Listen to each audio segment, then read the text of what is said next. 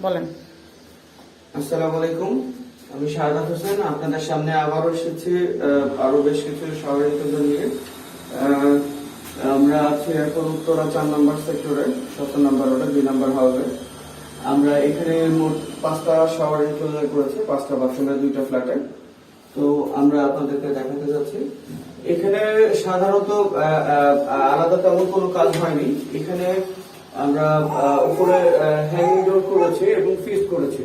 আমরা যদি আপনাদেরকে দেখাতে চাই, আমরা এই অর্ধেক জায়গাটা আমরা টেম্পার 10 মিলি টেম্পার গ্লাস দিয়ে আমরা ফিক্সড করেছি। হ্যাঁ, পুরোটাকে আমরা ফিক্সড করেছি। এই যে আপনার টেম্পারের সিল দেওয়া আছে এবং পুরোটা ইজিল করা আছে, যেটাতে আমি হাত ধরতেছি, কোনোভাবে আমার হাত কাটার কোনো রিস্ক নেই। হ্যাঁ, এবং এই পাশে সিলিকন দিয়ে ব্লক করে দেওয়া আছে এবং এটা ভবিষ্যতে কোনো নেই। তারপরে আমরা যদি আসি, আমরা ডোরের যদি আসি, আমরা এখানে টেম্পার গ্লাসের 10 মিলি টেম্পার গ্লাসের ডোর করেছি। এখানে আমরা শাওয়ার বেড দিয়েছি। হ্যাঁ, এবং আমরা আপনাদেরকে যদি দেখাই, আমরা খুব স্মুথলি যেন ডোরটা চলে এবং ডোরটা যেন সাইডে মিল থাকে, আমরা দেখাই। একদম মিলে আছে,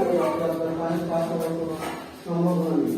এবং আমরা যদি দেখা আরো একটা জিনিস, এই পাশে আমরা আরো একটা বিট ব্যবহার করেছি এবং বিটের একটা জিনিস এটা দিয়ে এই গ্যাপ দিয়ে আপনার পানি দিকে ধোয়ার কোনো রিস্ক থাকে না বা কোনো ধরনের কোনো চান্স থাকে না। আমরা যদি বেসিক্যালি আমি জাস্ট একা নদে আমরা ডোরটাকে চালাচ্ছি, এটা যথেষ্ট স্মুথ ভাবে চলতেছে এবং স্মুথলি ডোরটা আপনি করার সময় লাগিয়ে দিতে পারছেন।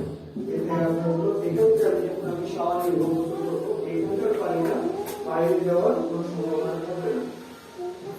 এবং যেটা হলো যে আমরা দেখি আমাদের বাসায় ছোট ছোট বাচ্চারা থাকে, বয়স্ক লোকেরা থাকে, পানি যদি যখন বাইরে চলে যায় গোসলের পানিটা, তখন মুছতে পড়ে যাওয়ার একটা রিস্ক থেকে যায়।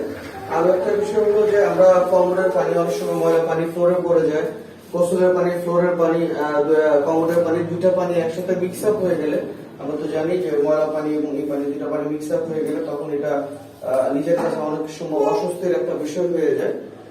তো সবকিছু মিলিয়ে আমরা যখন এটা নিয়ে আমরা একটা সমাধান খুঁজি, শাওয়ার এনক্লোজার গুলো সব থেকে বেস্ট ওয়ে এটা একটা সমাধান করার, যে কমোডের পানি এবং গোসলের পানি এটাকে সেপারেট রাখা, বাথরুমটাকে ড্রাই রাখা, শুকনো রাখা। হ্যাঁ,